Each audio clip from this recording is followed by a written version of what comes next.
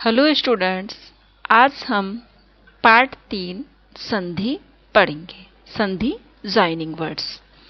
संधि शब्द का क्या अर्थ होता है? संधि शब्द का अर्थ होता है मेल या जोड़।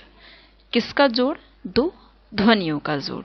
ध्वनि अ, आ, ई, जो हमारे वर्ण है वो हमारी ध्वनियां हैं। तो संधि शब्द का अर्थ होता है मेल करना या जोड़ना। जैसे कि हमें लिखा हुआ है आ प्लस आ, अर्थात आ। हम जब आ और आ को मिलाएंगे तो आ बनेगा। इसका संधि विच्छेद किया हुआ है विद्या प्लस आल्य। जब हम इसे मिलाएंगे तो विद्यालय बन जाएगा। सेम वैसे ही दूसरा एग्जाम्पल है ए प्लस आ इक्वल आ। तो विच्छेद संधि विच्छेद है पर्वत प्लस आरोही, पर्वतारोही। विद्या का आ और आल्य का आ जुड़कर एक ही आ रह गया है और शब्द बना विद्यालय। इसी प्रकार पर्वत का जो अ है, पर्वत का ए कहाँ से आया? पर्वत में जो त है और त के अंदर जो आ स्वर है, तो पर्वत का ए और आरोही का आ मिलकर आ बन गया और शब्द बना पर्वतारोही।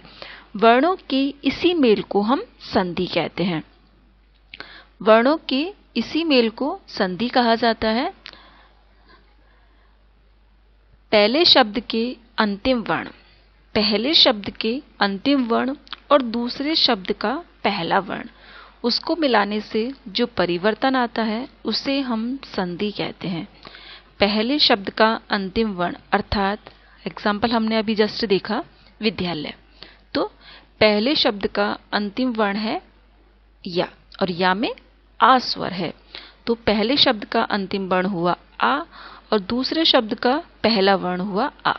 तो विद्यालय में जो य में आ स्वर है और जो पहला वर्ण दूसरे शब्द का पहला वर्ण है आ, तो इनको मिलाएंगे तो इनके मिलाने से जो परिवर्तन होगा, परिवर्तन मतलब दोनों को मिलाने से बन गया आ, इस परिवर्तन को हम संधि कहते हैं। पहले शब्द का अंतिम वर्ण और दूसरे शब्द का पहला वर्ण, उनको मिलाने से जो परिवर्तन होता है उसे हम संधि कहते हैं। संधि विच्छेद। संधि विच्छेद का अर्थ होता है जो शब्द हमने मिलाकर एक कर दिए, दो अलग अलग शब्दों को, दो अलग अलग ध्वनियों को मिलाकर हमने एक कर दिया, उन्हें फिर से अलग करना, टू सेपरेट। जब संधि युक्त शब्द में आए दोनों शब्दों को अलग अलग करके लिखा जाता है तो उसे संधि विच्छेद कहते हैं। जैसे कि विद्यालय पूरा शब्द है, इसे हमने डिवाइड किया विद्या प्लस आल्य। पर्वतारोही पर्वत प्लस आरोही। अब हम पढ़ेंगे संधि के भेद। संधि के 3 भेद स्वीकार किए गए हैं: स्वर संधि, व्यंजन संधि, विसर्ग संधि। स्वर संधि, व्यंजन संधि, विसर्ग संधि। हम पढ़ेंगे स्वर संधि। जो स्वर संधि होती है इसके 5 भेद होते हैं। स्वर संधि के 5 भेद। सबसे पहले संधि के 3 भेद, उसमें जो स्वर संधि फर्स्ट नंबर पर है उसके 5 भेद होते हैं। स्वर संधि की डेफिनेशन: दो स्वरों के मेल से शब्द में जो विकार या परिवर्तन आता है उसे हम स्वर संधि कहते हैं। अर्थात स्वर संधि में दो स्वरों के मेल से परिवर्तन होता है। स्वर संधि में स्वर, स्वर संधि में स्वर, दो स्वरों के मेल से परिवर्तन होता है। जैसे कि एग्जाम्पल दिया है देव प्लस आल्य। तो देव, देव में जो व है, व के अंदर जो अ है, अ और आ दोनों मिलकर बने हैं आ।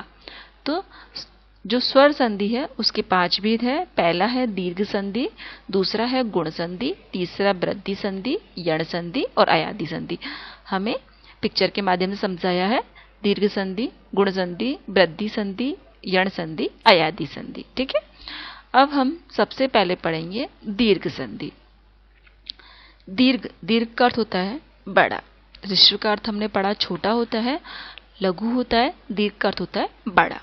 दीर्घ संधि: जब स्वर ए या आ के साथ, जब स्वर ए या आ के साथ में अ या आ, ई और ई के साथ में ई और ई आए, ऊ और ऊ के सामने ऊ और ऊ आए, तो ये दीर्घ हो जाते हैं। दीर्घ मतलब हमने पढ़ा ना दीर्घ स्वर आ, ई, ऊ, ए, ऐ, ओ, औ, तो ये दीर्घ हो जाते हैं। जैसे ए या आ के सामने आ आएगा, अ आएगा तो आ ही होगा। ई और ई के सामने ई आएगा, बड़ी ई आएगी, तो ई होगा ऊ या ऊ के सामने, चाहे छोटा ऊ हो चाहे बड़ा हो, उसके स्थान पर हम ऊ लिखेंगे, बड़ा हो। जैसे कि हमें एग्जाम्पल दिया है, अ और आ को मिलाकर आ बना है। एग्जाम्पल है धर्म प्लस अर्थ। तो धर्म में जो आ है और जो ये ए है, दोनों मिलाकर बनेगा धर्मार्थ। वेद प्लस अंत, जो वेद में द में अ है और जो ये अ है, दोनों मिलकर आ हो जाएंगे तो शब्द बनेगा वेदांत। वैसे हमें अ और आ का एग्जाम्पल दिया है। धर्म, धर्म में ए है, जैसे यहाँ पर ए दिखाया है, और आत्मा में आ है, तो जो ए है और आ है दोनों मिलकर क्या बन जाएंगे, आ, तो शब्द बनेगा धर्म प्लस आत्मा का धर्मात्मा।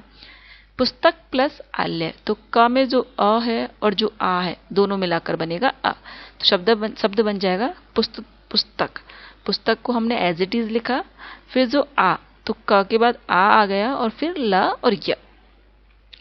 विद्यार्थी, तो विद्यार्थी। रेखा प्लस अंश रेखांश, आ और आ को मिलाकर बनाया आ, तो शब्द बना दया प्लस आनंद। तो ये वाला आ और ये आ दोनों मिलकर एक आ बनेगा, तो बनेगा दयानंद। वैसे महा प्लस आत्मा महात्मा। अब है ई और ई का एग्जाम्पल, तो छोटी ई और छोटी ई दोनों मिलकर बड़ी ई बन जाएगी, तो शब्द बनेगा रवि प्लस इंद्र से रविंद्र। कपि प्लस इंद्र से कपिंद्र।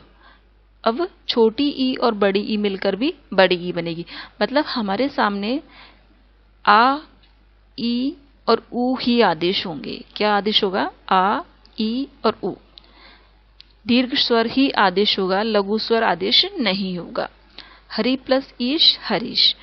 ई और ई, इसमें मही प्लस इंद्र है, तो जो बड़ी ई है और छोटी ई है दोनों को मिलाकर यहाँ पर बनेगा सिर्फ बड़ी ई, तो मही प्लस इंद्र, ये वाली ई हट जाएगी और यहाँ पर बन जाएगा शब्द महेंद्र। वैसे ही नदी प्लस इंद्र में ये ई हट जाएगी और शब्द बनेगा नदींद्र। दोनों बड़ी ई होने पर भी ई ही होता है, जैसे कि मही प्लस ईश, तो ये वाली ई हट जाएगी, शब्द बनेगा महिष। नारी प्लस ईश्वर नारीश्वर। वैसे ही ऊ और ऊ में बड़ा ऊ हो जाएगा, तो सु प्लस उक्ति का बनेगा सूक्ति। भानु प्लस उदय का बनेगा भानुदय। ऊ और ऊ, इसका बनेगा सिंधु प्लस उर्मी का सिंधूर्मी। लघु प्लस उर्मी का लघुर्मी। ऊ और ऊ, तो बधु प्लस उत्सव बधुत्सव। भू प्लस उन्नति भुन्नति। तो जो दीर्घ संधि है उसकी क्या डेफिनेशन है, दीर्घ संधि की डेफिनेशन है कि जब स्वर ए या आ के बाद ए या आ आए तो उसके स्थान पर आ होगा, ई या ई के बाद ई और ई आए तो बड़ी ई होगी, ऊ या ऊ के बाद ऊ या ऊ आए तो बड़ा ऊ आदेश होगा। अर्थात दीर्घ संधि में केवल और केवल दीर्घ आदेश होगा। दीर्घ आदेश मतलब दीर्घ स्वर ही आएगा। दीर्घ स्वर मीन्स आ, ई और ऊ।